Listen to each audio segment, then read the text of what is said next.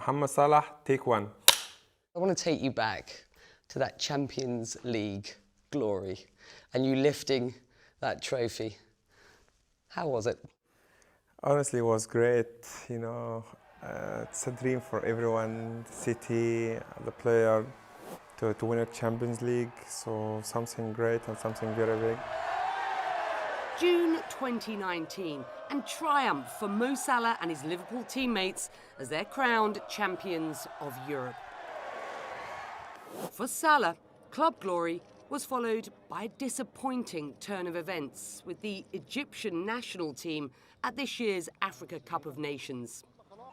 Just months before the tournament started, Egypt stepped in to host. But the home turf advantage didn't help the Pharaohs, who flopped out in the knockout stages. We didn't perform in the top level, honestly. So I'm not talking about the player and hiding myself, but as a team we didn't perform good. But there was a lot of pressure. As a player in the national team, they were not that happy about a lot of things. How do you think that Egypt come back from that experience? Does there need to be wholesale reform, do you think, in the Egyptian Footballing Association? I mean, you've had a number of run-ins with the association.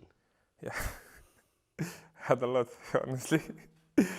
I think we just need to be honest with ourselves. Sometimes with the national team, it's the federation take it as a competition with me. My position is a little bit different than the players.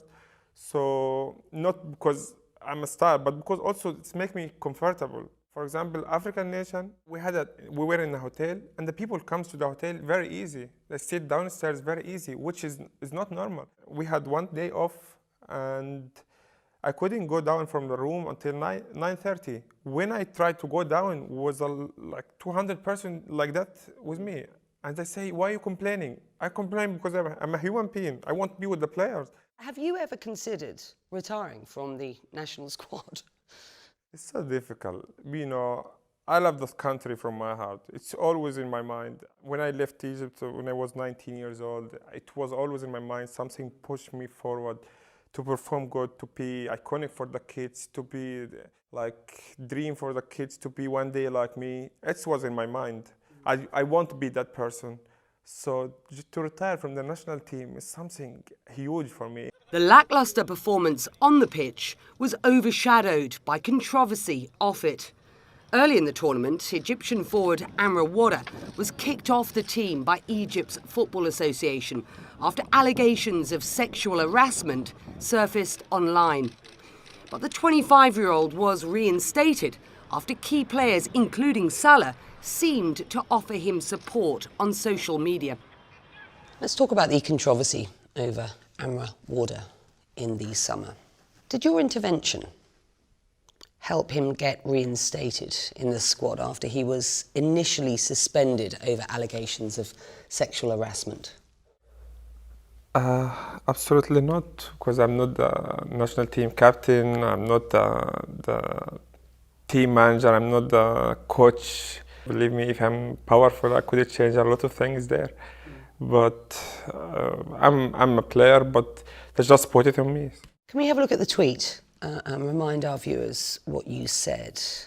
Women must be treated with the utmost respect. No, you said, means no. Those things are and must remain sacred.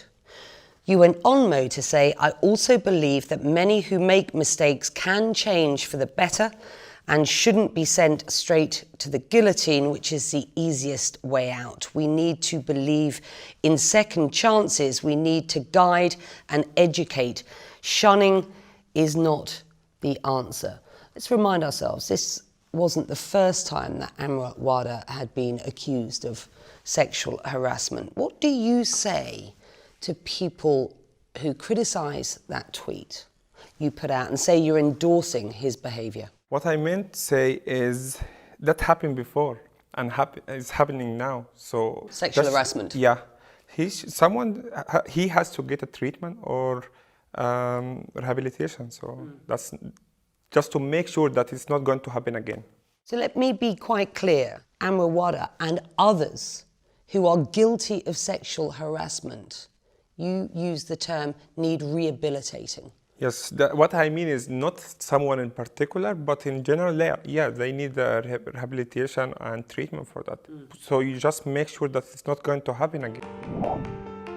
You were accused of hypocrisy when you were voted one of Time's 100 most influential. You talked about the need to change attitudes towards women in the Middle East, and then the tweet. So just explain what your position is to me, if you will. No, my position is still the same. As I told you, the people misunderstand what I'm saying. But in the meantime, what I'm talking about is the woman has to get her right in the Middle East. You are arguably one of, if not the most famous Arab in the world today. How do you use this platform to promote change? First of all, we have to accept that there is a problem. And I know it's very difficult to accept that, but 100% the problem is running deep and deep and deep. So, and the second thing, my opinion is the woman, she has a right to talk about anything she doesn't like. I'm talking about myself. I want when my daughter has a problem, she has to feel like support from me to come to talk to me about the problem. The most important thing is the fear. The wife fear from her husband, from her father, which that's the main point, I think.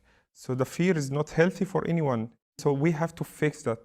Mohammed, personally, have you changed your attitudes towards women as you have grown, developed, moved away from Egypt, become successful in Europe? I think, yeah, it changed a lot. Changing from the person, which I'm talking about it like the scare, the family scare from him, or the wife, or the daughter, or whatever, to the person he's talking now. Like, he's fighting against the subject because he sees that he's wrong. Yeah, of course, before I didn't have my daughter because I think probably I started to change like 9 years ago, 10 years ago, or I don't know, whatever. But to that person now is fighting against the subject because I can see it's very wrong.